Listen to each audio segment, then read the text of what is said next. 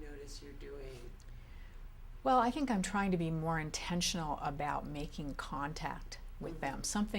It's the little things, I think, that mean an awful lot with people. So, I'm going to come and say, how are you doing today?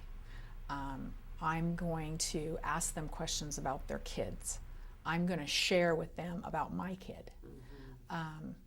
Little pieces of my life. They all know the stories about my dogs, for example. Did that come naturally to you, or did you learn to be more self-disclosing, more sharing? No, it came naturally to me, but the part that I still work on is the being intentional about trying to make the connection. Because, in a company growing like this, we're all incredibly busy. So to say, I'm going to make a point to go and make contact today is something that you do have to be intentional about. Right. Have you ever had to give difficult constructive feedback? Yes, but I think, and it used to be a lot harder for me.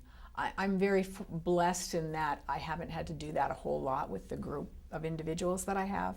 But I've found that the more I've learned about servant leadership and the more I've learned about management and leadership, the easier it comes.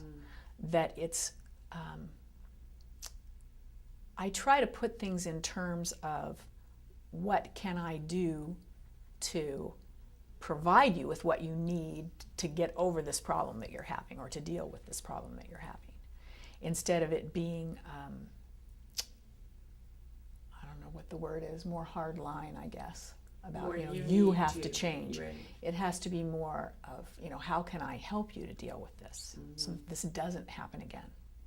Because we can't let that continue. So if you can make somebody understand that their actions are going to affect a whole shipment to a customer, and maybe that customer has some situation going on in a country very far from us, an election perhaps, and those radios are going to be used to ensure security through that election process.